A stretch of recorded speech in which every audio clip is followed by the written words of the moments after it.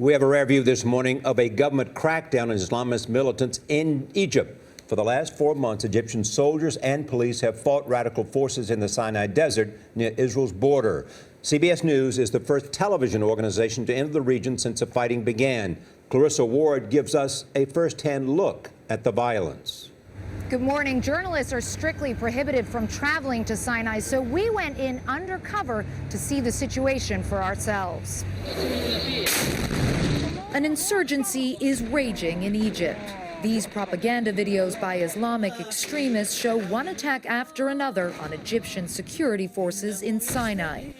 We traveled through the desert along Israel's border to the front line in what Egypt calls its war on terror. We saw house upon house leveled, cars and tractors burned, evidence of a scorched earth policy by Egyptian forces. The owners of this destroyed home were too scared to appear on camera. Family members told us that tanks began firing artillery shells on the house early one morning, and you can see the scale of the destruction from those shells. And villagers here tell us that this wasn't the first time this happened, that more than 60 homes have been hit in this way.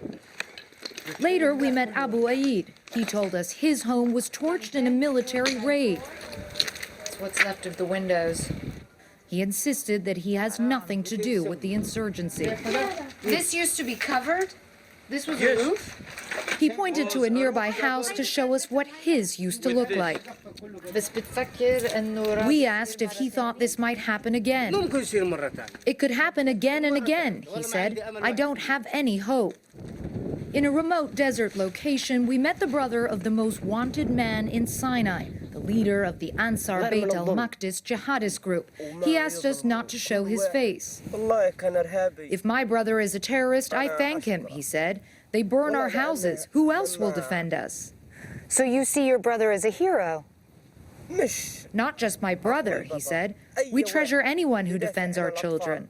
Most of the people we met in Sinai do not support the insurgency, but there's growing anger about the brutality of the military's crackdown and questions about whether it may be backfiring.